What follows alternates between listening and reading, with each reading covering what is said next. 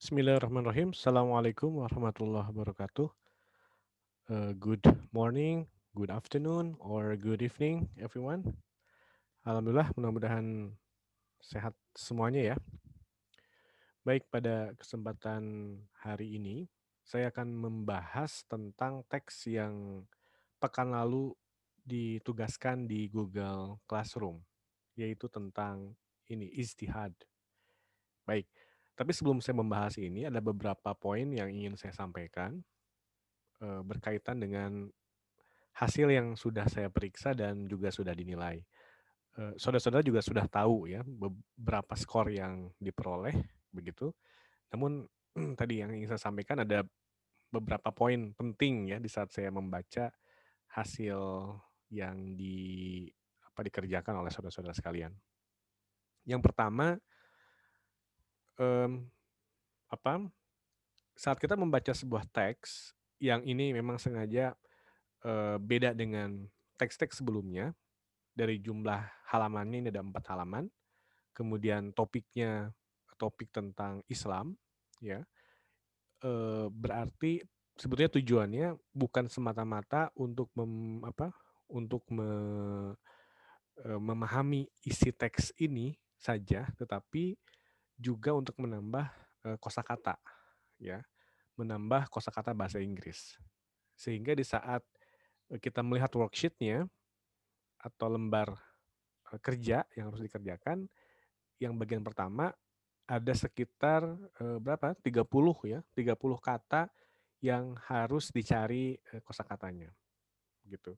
Nah, tentunya kosakata yang dimaksud adalah kosakata yang sesuai dengan teks istihad ini. Begitu, bukan arti secara luas gitu, tetapi arti yang berhubungan dengan teks yang dibahas di sini. Begitu. Tapi yang paling penting dari itu adalah dengan kita mencari kata-kata yang ada, misalnya dari 30 kata ini berapa nih persentase yang kita sudah tahu? Oh, misalnya dari 30 kata baru tahu 10. Nah, berarti 20 kata yang lain coba dicari, dibuka kamusnya atau dicari di Google Dictionary misalnya ya, atau mungkin di online dictionary. Lalu dituliskan dan diingat-ingat. Cara mengingatnya yang paling mudah yaitu dengan membuat kalimat di soal yang atau di bagian yang kedua. Begitu. Jadi soal yang kedua pun atau di bagian yang kedua pun kita harus membuat kalimat dari kata yang kita cari di dalam teksnya itu atau dari 30 kata yang ada di atas ya, kita ambil 10 katanya dan dibuat kalimat. Nah, eh, tapi kalau misalnya yang terjadi adalah kita hanya mengcopy dari teman kita, misalnya si A udah selesai nih, kita belum. Udah we dikopikan saja, toh dosennya nggak tahu gitu. Ya, begitu juga dengan soal nomor 2. Membuat kalimat, kalimat pun juga hasil mengcopy gitu. Maka tujuannya tidak tercapai. Nah, ini saya masuk ke yang nomor kedua yang perlu diingat. Jadi dalam membuat tugas, sesungguhnya tujuannya bukan hanya atau bukan semata-mata tugasnya selesai dan dapat nilai, ya. Tetapi sebetulnya itu adalah cara untuk memotivasi atau mendorong atau memaksa ya saudara-saudara sekalian agar mau membaca teks ini gitu. Kalau tidak diberikan penugasan, bisa jadi nggak dibaca.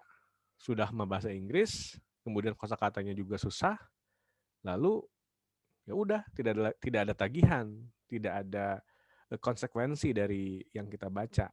Sehingga ya udahlah nggak usah dikerjakan, nggak usah dibaca.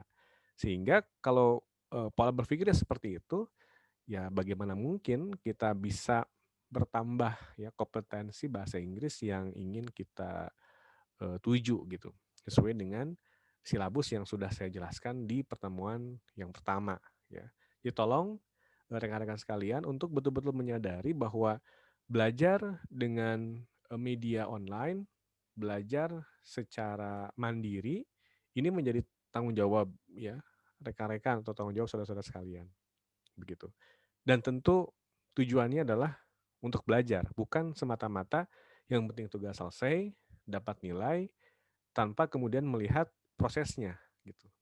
Sehingga yang ketiga, saya menemukan kalau di soal atau di bagian yang kedua di yang worksheet itu itu kebanyakan itu ada, bukan nggak kebanyakan ya, tapi ada beberapa yang copy paste dari dari dari pertanyaan atau dari kalimat yang sudah dibuat oleh rekannya.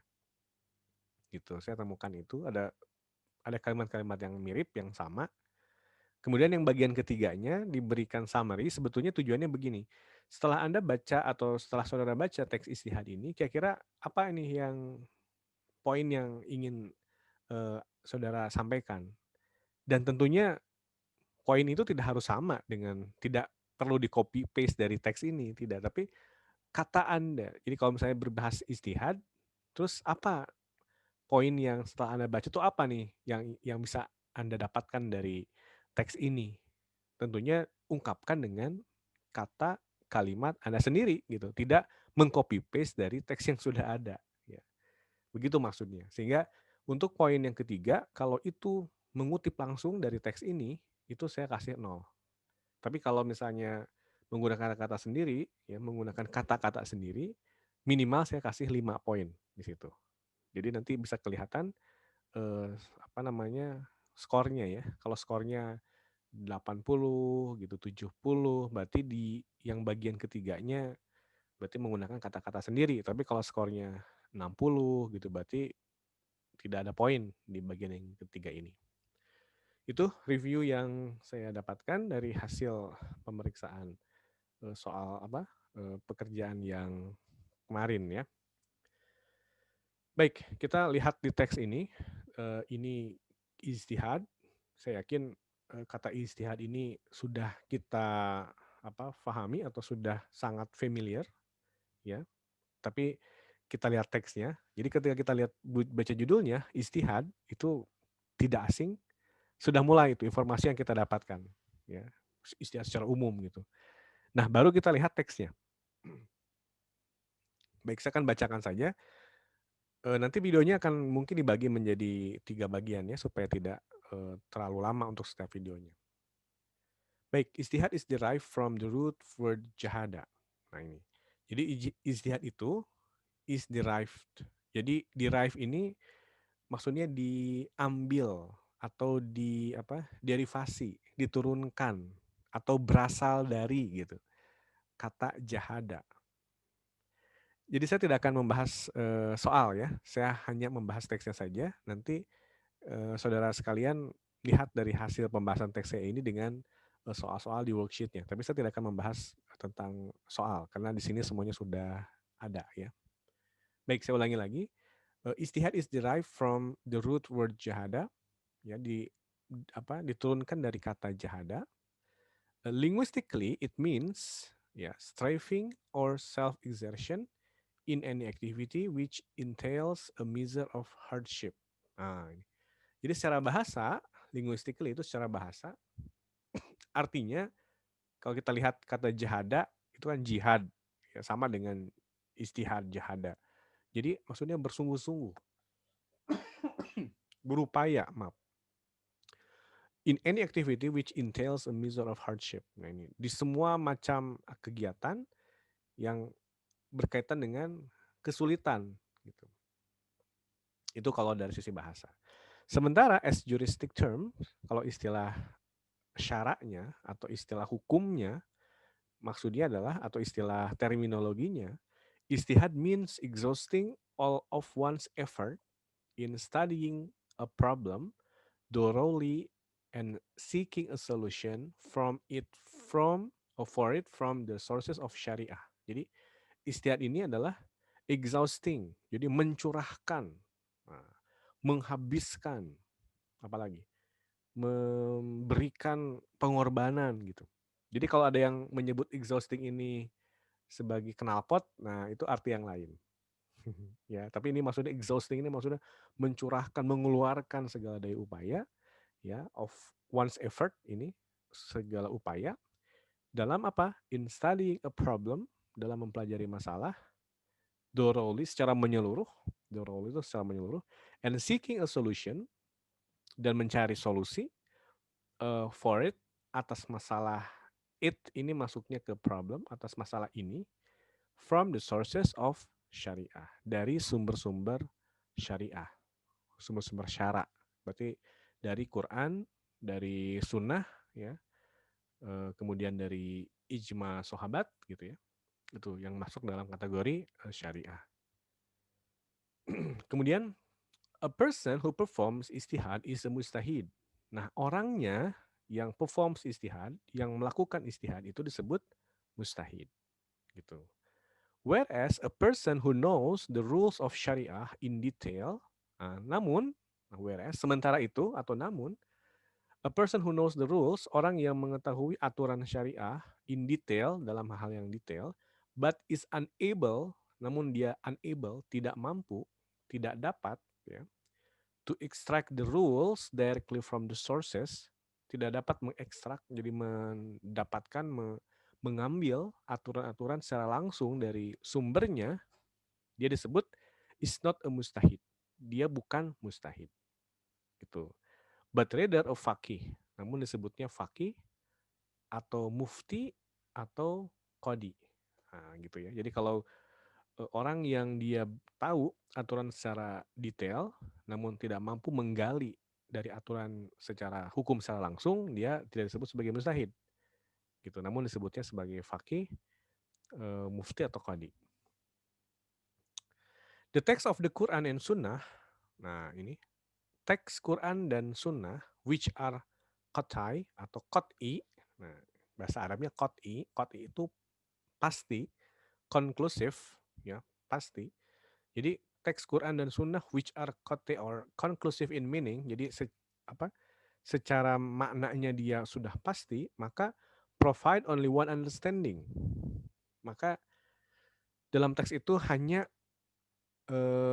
hanya ada satu pemahaman saja, gitu. Jadi tidak ada pemahaman yang lain, begitu ya. Jadi tidak mungkin ada istihad dalam teks Quran maupun Sunnah yang sudah jelas, yang sudah pasti, qat'i, ya. Any istihad on these types of text will render only one meaning. Nah, sehingga setiap istihad untuk jenis teks seperti ini, yang qat'i ini, maka will render only one meaning. Hanya akan render, hanya akan menghasilkan. Nah, render berarti bisa menghasilkan, ya, bisa memunculkan, ya, only one meaning, hanya satu makna, ya. The text related to issues such as riba or murder. Nah, ini contohnya. Jadi teks yang related to, yang berhubungan dengan isu. Isu ini bukan isu dalam bahasa Indonesia seperti gosip gitu, bukan ya. Tapi maksud isu di sini maksudnya dalam topik-topik gitu, isu itu. Seperti riba atau pembunuhan are clear in their prohibition of these things. Jadi jelas secara larangan dalam kasus ini. Ini contoh dari teks yang bersifat qat'i, ya, secara meaning. Sehingga no mustahid can claim that riba or murder is allowed, ya, because the text only offers one meaning. Sehingga tidak ada seorang mustahid pun, jadi no mustahid, jadi tidak ada seorang mustahid pun can claim, yang dapat menyatakan atau yang dapat mengklaim, yang dapat menyebutkan bahwa riba or murder, riba atau pembunuhan itu dibolehkan, is allowed, dibolehkan, karena because the text only offer one meaning, karena teksnya baik itu dalam Al-Quran maupun Sunnah hanya satu meaning saja, satu makna saja. Jadi tidak ada perbedaan pendapat berkait dengan riba atau berkait dengan pembunuhan. Misalnya, oh riba itu boleh, misalnya ada satu pendapat mengatakan riba itu boleh, oh pembunuhan itu boleh, gitu. Pokoknya boleh gitu. Tidak begitu, karena faktanya untuk riba dengan pembunuhan jelas haram, ya. Tidak ada perbedaan pendapat di antara para mustahid. Gitu. Oke, berikutnya. The issues related to the akidah are based on adillah qat'i. Nah ini. Topik atau isu yang berhubungan atau yang berkaitan, related to itu berhubungan atau berkaitan, ya, dengan akidah itu didasarkan atas adillah qat'i atau decisive evidence. Ya, penunjukan yang qat'i gitu, yang pasti, ya. And that is only one correct understanding for it. Dan hanya ada satu, ya, correct understanding, satu pemahaman yang benar, ya, tentang akidah ini.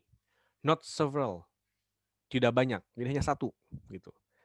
Thus, nah jadi, sehingga atau jadi, ya, no mustahid can deduce another akidah of Islam. Sehingga tidak ada seorang mustahid pun yang deduce. Deduce itu bisa berarti yang decide, yang bisa memutuskan, ya, atau yang bisa menyimpulkan, deduce, ya, another akidah of Islam, ya, akidah selain dari Islam. Jadi untuk kasus akidah itu ya hanya satu yang benar, sehingga tidak ada mustahid yang menyebutkan ada akidah akidah yang diterima dalam Islam itu ada akidah-akidah yang lain, nggak ada. Itu hanya satu.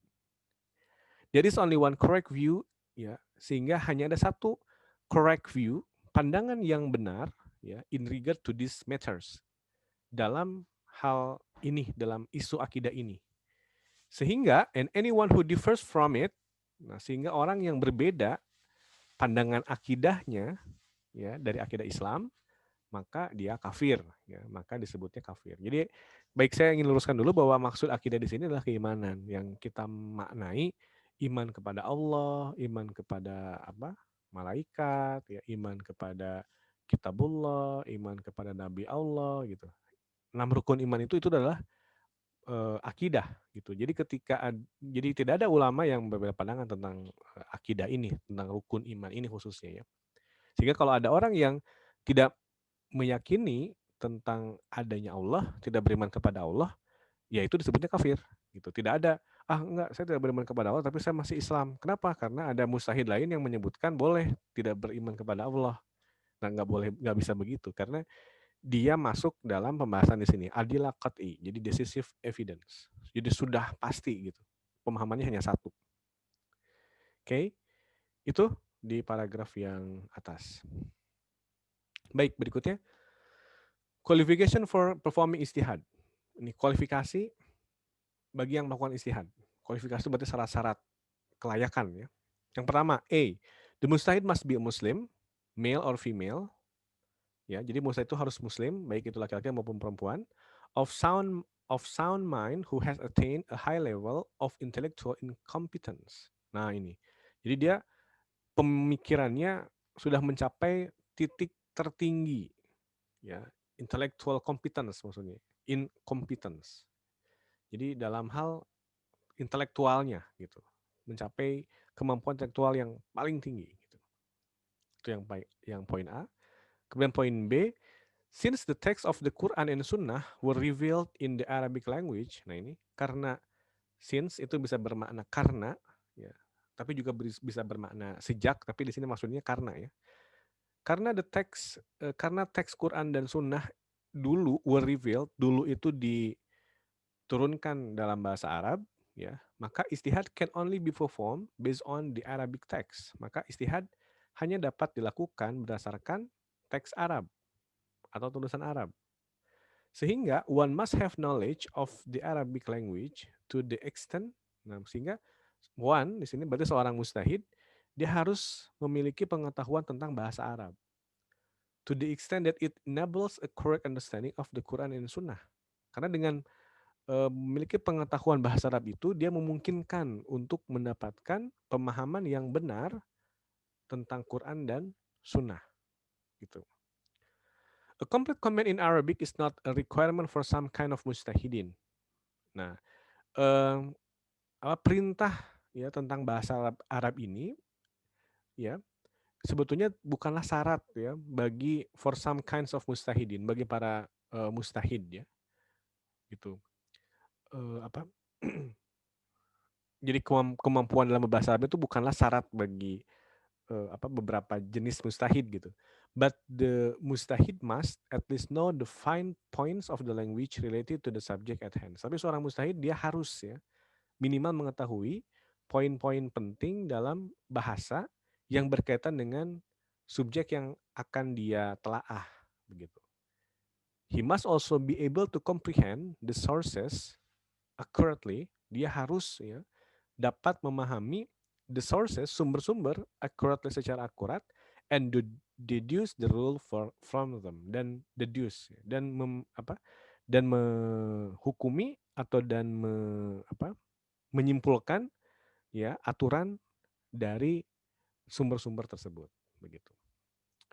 Baik, nanti kita lanjutkan di di video yang berikutnya.